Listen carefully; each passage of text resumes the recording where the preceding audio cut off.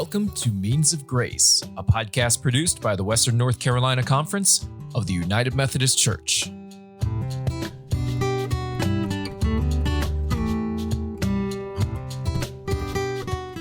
I'm Luke Edwards, Associate Director of Church Development.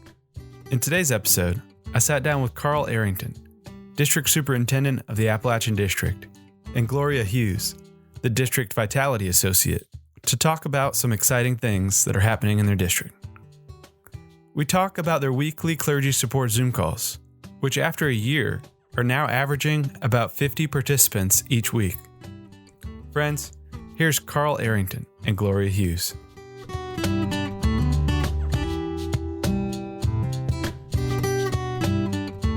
Carl, Gloria, welcome to the podcast. Thanks, Luke. It's good to be here. Yeah, thanks for having us, Luke. Maybe we could start off by y'all telling us a little bit about the Appalachian District. Well, the Appalachian District, to me, when I look at it, I think about it's like shaped so like a wheel, and that North Wilkes County is the center of that wheel.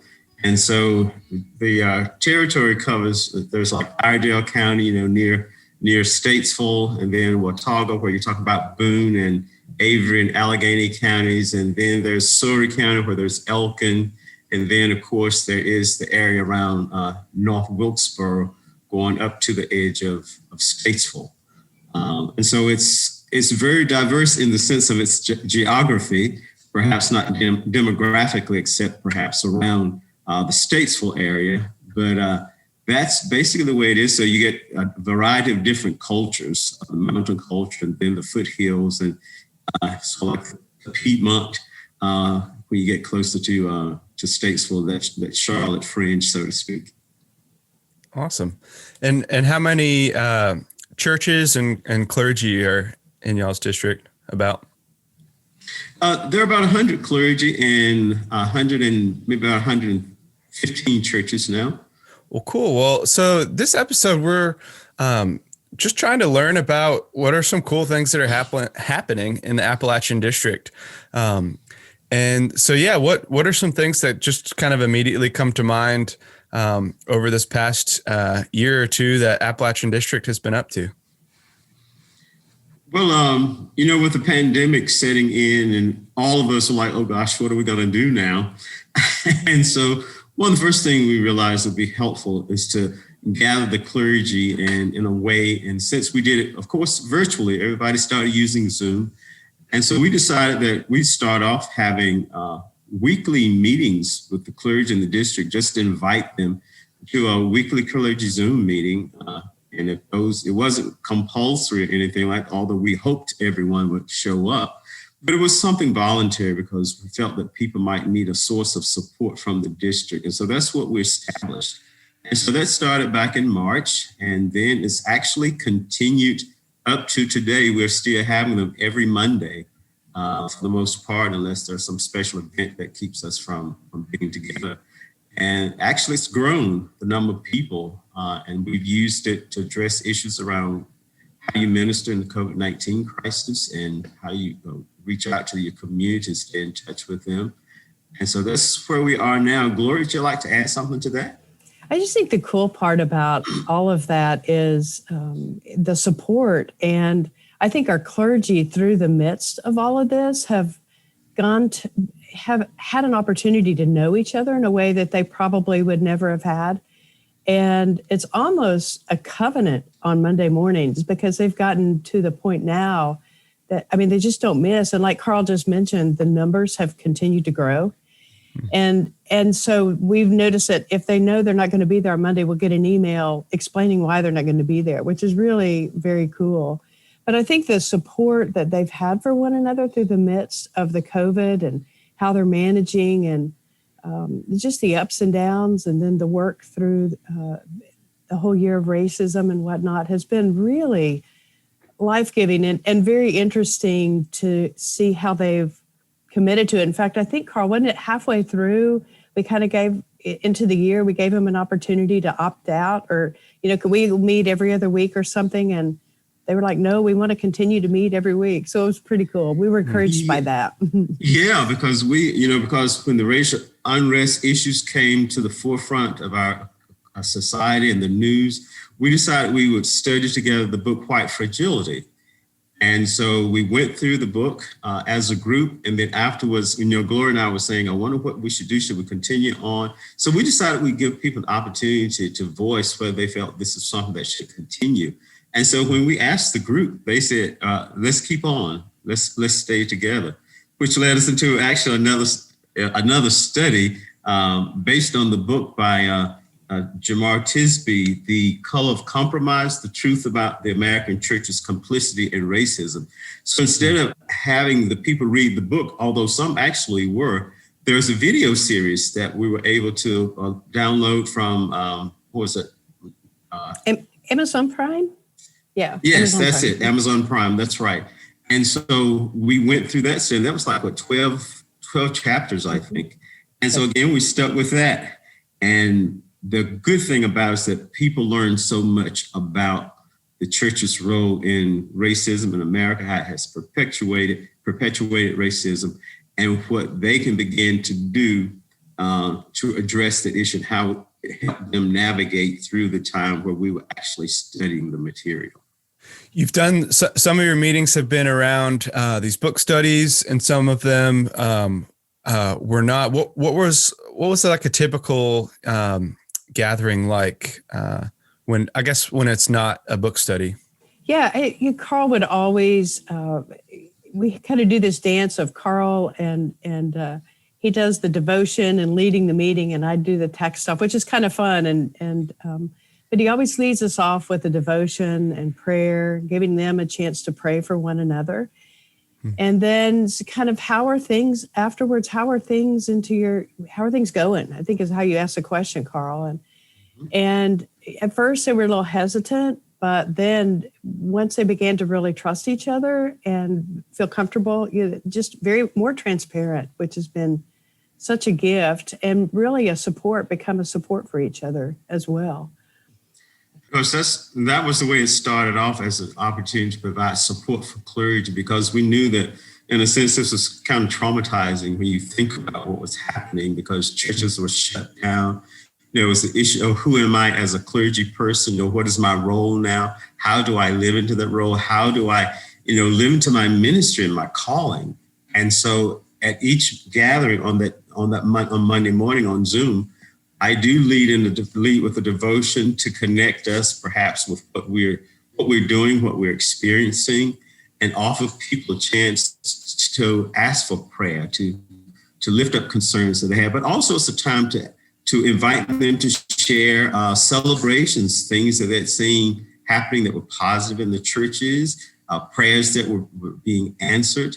But also it gave us an opportunity to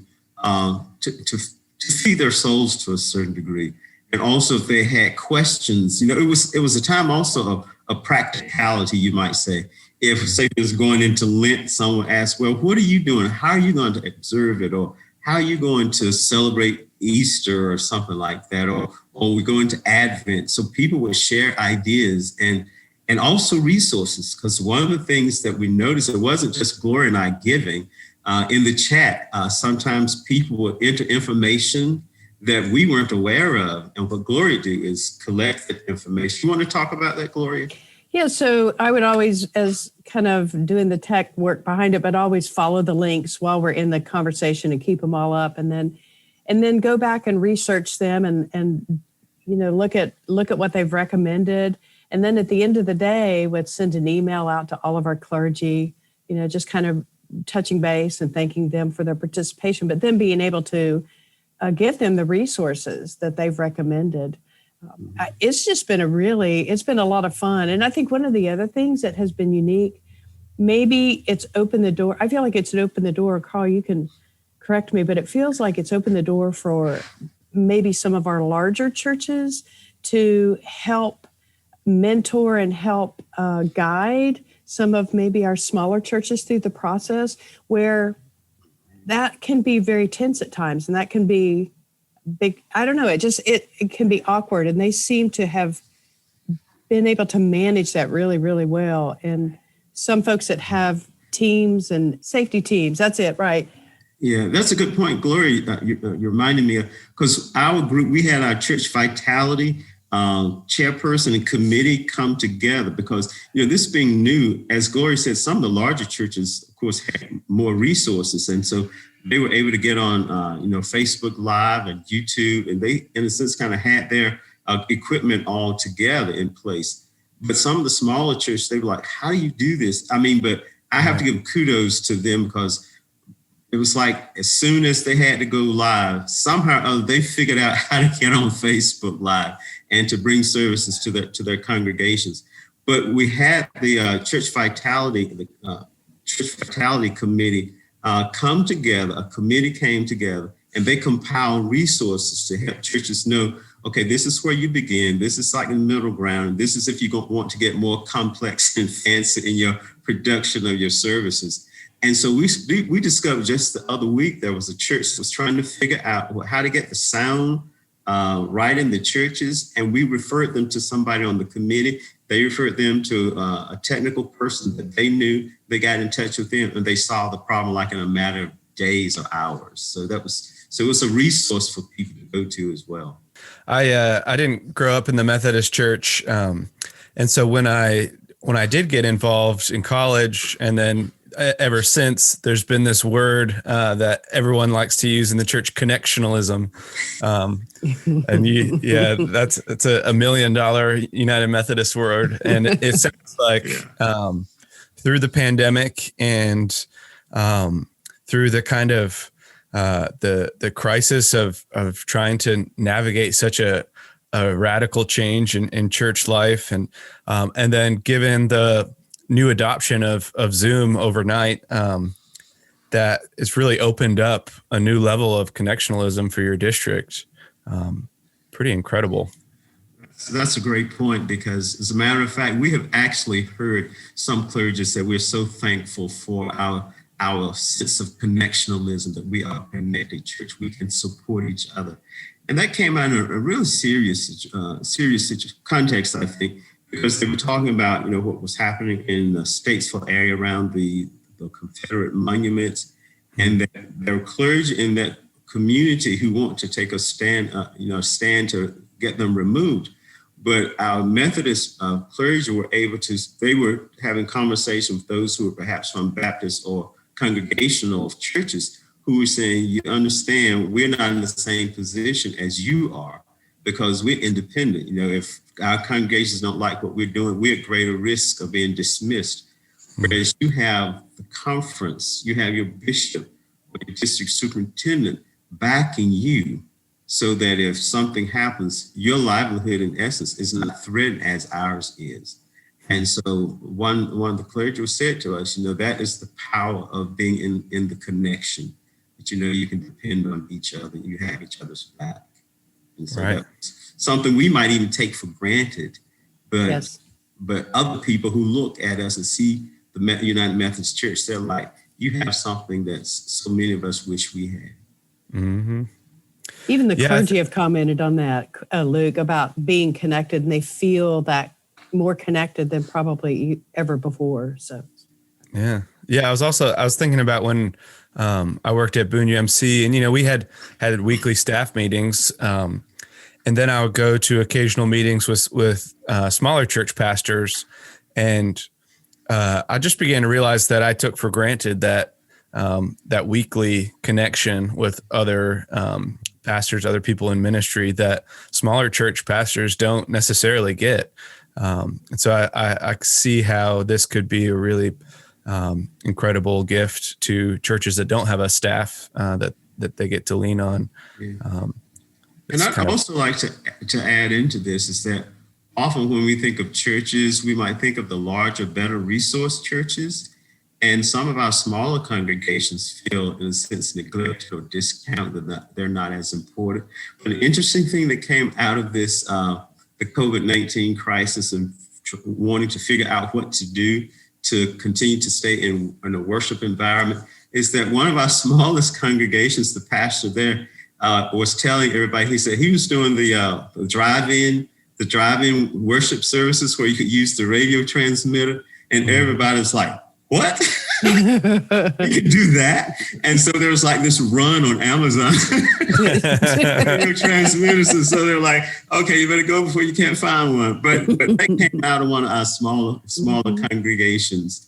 And awesome. It was a blessing to all of us who were there, who were trying to figure out how to do that. And several of them indeed adopted that way of doing service, using those radio transmitters. Because another church had decided that they would investigate. They brought that to us, and it was just a blessing. Mm-hmm. So it was a catalyst of innovation too, just being connected, and that's awesome. Nice, I like that.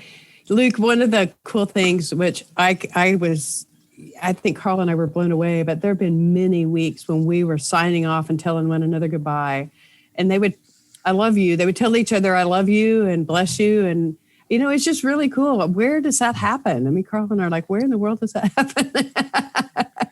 So an unexpected gift out of all of that. Yeah.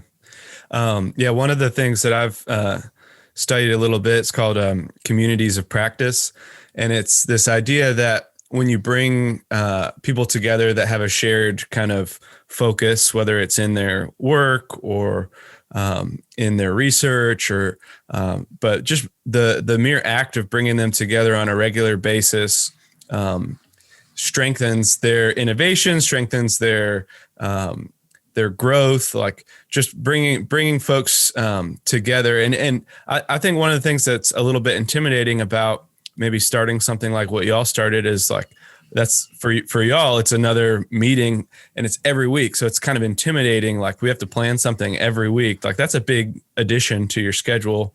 But I think what's cool about communities of practice is it's not necessarily about the content. It's more about the connection. And that takes some pressure off. I mean, it sounds like y'all definitely did some preparation, but a lot of it was, asking the same kind of question each week and letting the group steer that. And as you say, that was how we started off, to bring people together so that they could connect and share with one another. But again, trusting the genius of the group and letting that emerge out of it helped Gloria and I to plan for what we might at least lead with when we come together on Mondays. And that was the beauty of it, to see that emerge and people come up with ideas. And it's such a fruitful time, not only in ideas of how to do ministry, but just connecting with one another and getting to know each other, to a time of laughing and joking with each other and those kinds of things. That's just been so rich. That's awesome. I love that. The trusting the genius of the group. That's nice. It's a good line. Well, I'd love to hear a little bit more about the racial justice conversations y'all had too. What were some takeaways that y'all had as a group from those books, those videos that you watched together? When we first started this discussions on addressing racial inequality, we started with the book White Fragility by D'Angelo, and it was kind of hard hitting for a lot of people. Mm-hmm. And as we read through it, although it was very informative, we felt like for a church to start with that book for those conversations may not be the most helpful way of doing that, because she, I think, basically comes from a sociological perspective and her professional work in diversity training. And so although the information was helpful and, you could talk about it among clergy, and they kind of, gauge how it might go across with their congregations. So some of them used it successfully. But we discovered the resource by Jamar Tisby, as I mentioned earlier, The Color of Compromise. And he does that from a theological, spiritual, and religious perspective. And when we were sitting down and watching that together, I'm thinking, this is a resource if you want to start the discussion around racism and the church, where this would be a good starting point. The first book gives you good background, foundational information, but this is where you start the conversation with your congregation. Gloria, I'd like to hear more from you about that. Hey, Carl's absolutely right. In fact, we talked about that with him afterwards, and I believe the color, because one of the things that was revealed from our clergy was a lack of historical knowledge. So many of our clergy just said, I didn't know this history. And Jemar Tisby does just a really humble way of being able to lay it out there, but also we just realized that many of us have never studied Black history, which is our history. It's our American history, right? And so we just realized that was a huge piece and very insightful as they began to think about leading congregations. And even from that, I don't know, we've got 3 or 4 of our churches, don't we, Carl, that are now leading their churches through small groups through the Color of Compromise together. Mm-hmm. So I think the questions that came out of that and some of the awakenings that came out of that, I mean, there were weeks where we would be moved to tears, just, it was just so powerful. So yeah, I absolutely agree with you, Carl. I think starting with Color of Compromise probably would have been, in hindsight, would have been, the other would have been received better. From our congregations, I think that the clergy, in reading that, it was okay it worked well for them. They got that information, but you get that kind of information, it's kind of hard hitting. You're like, but how can I use this in my local church where everybody's not perhaps coming with the same frame of reference or a sense of openness to discuss these issues, because it is so sensitive in our culture. And so after studying the Color of Compromise, we realized that this is a better starting point for your congregation, because Tisby isn't confrontational. He comes from a spiritual background and from a caring and love for the church, the American church.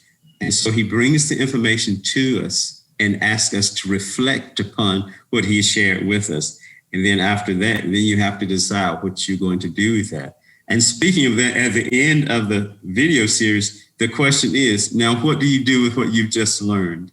And so he says, you have to be courageous, which actually led us into our next steps. Yes. What were we going to do with the information that we discovered? Because we have all the information in the world, but how are we going to put it to use?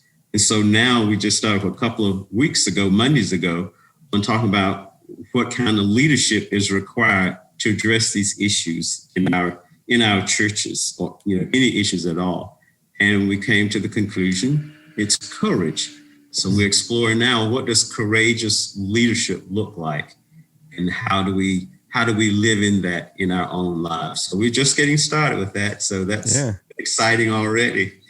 Have y'all come up with anything yet for what courageous leadership looks like in this moment?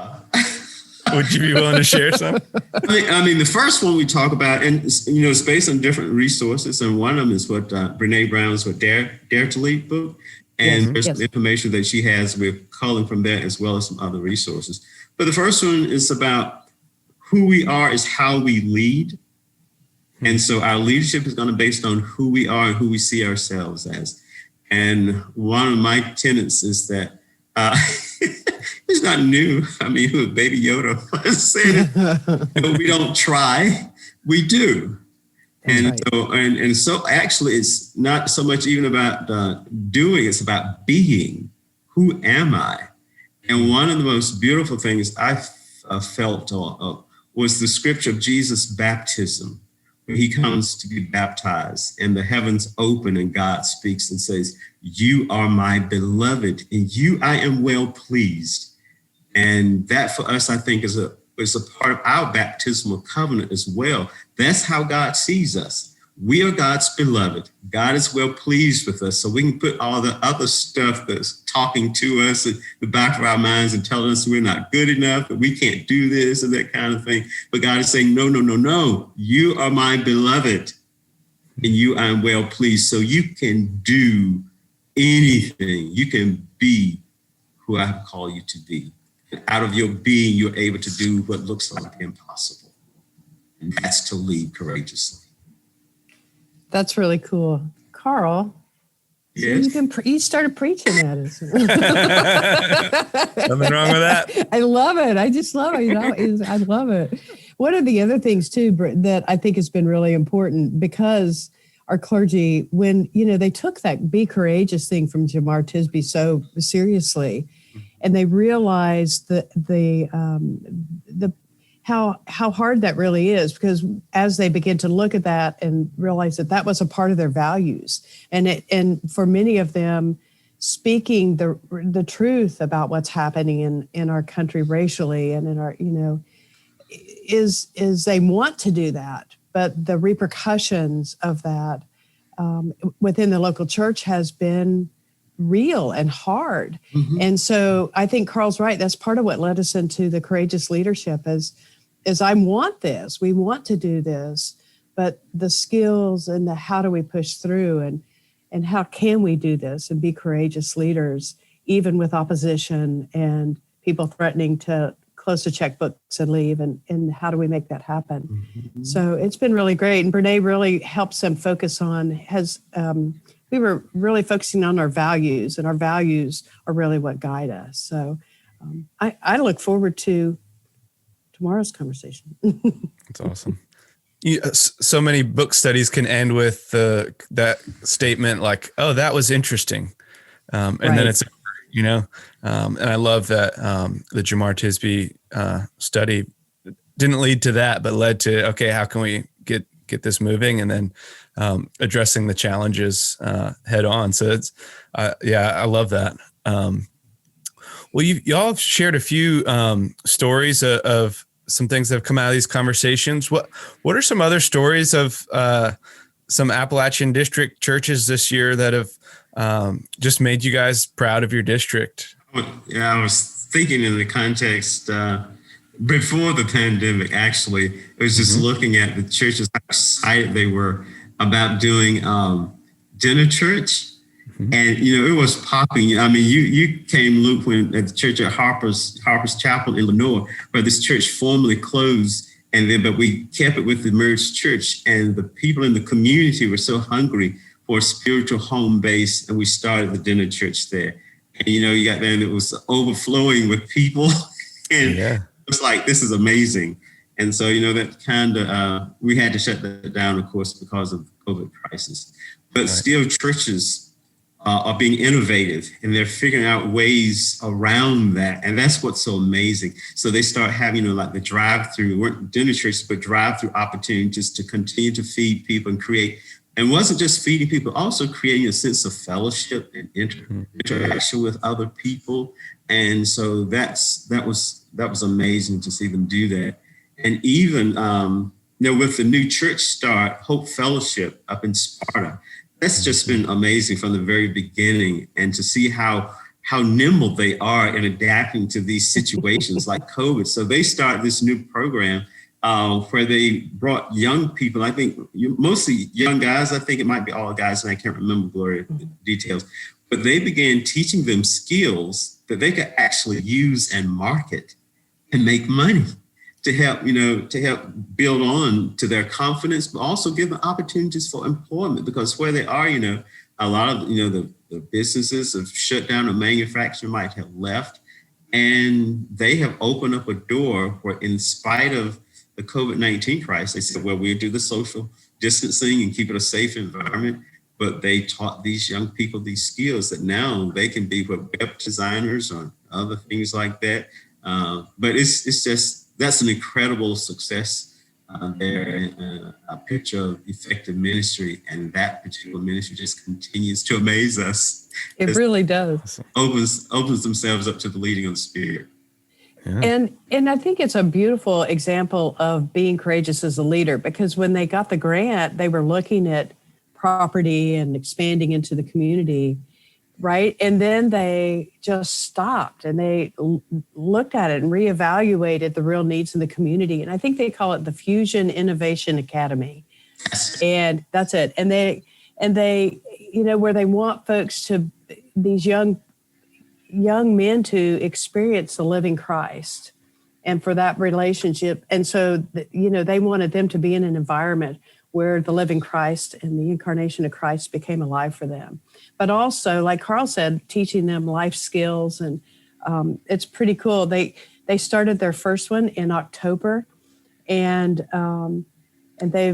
was all 11th and 12th graders.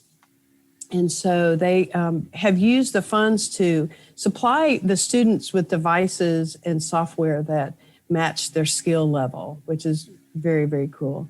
And then they also have a part of it that's Discipleship Curriculum. And they have developed a curriculum that they use with these young people. And the stories and what they've done to be able to create this partnership and relationship with the community in the school is inspirational, to say the least. Well, great. Well, this has been such a awesome conversation, just to hear about everything that's happening in the Appalachian District, to just be inspired by the connection that I guess there's a reason why Methodists love that connectional word, that it does beautiful things, and it strengthens the church, particularly in times of difficulty, and it gives courage to us to have folks behind us and to have that support, not only from each other, but from the boss around too, to have your district superintendent encouraging that courage. I'm just always grateful for you guys. I came from the Appalachian District, so I'm a little biased. But yeah, I know that y'all are doing incredible work up there, and just grateful for it. And I know your clergy and your churches are grateful for it too. So thanks for just taking some time to share about your district with us. Oh, certainly. It's been a pleasure. It's been a joy. And also just say thank you to the clergy and the laity of the Appalachian District for all that they've been doing, especially in these very difficult times. And we're just thankful for how they've allowed God to move in their lives and continue doing ministry and being in ministry. Thank you. Absolutely. And it is, Luke, you're right. It is a gift to be partners in ministry with the clergy and laity of the Appalachian District.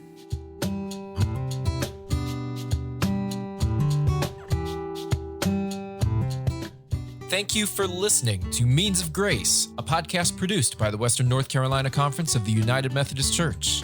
We hope you enjoy listening to these podcasts and use them as a way to stay connected to our community.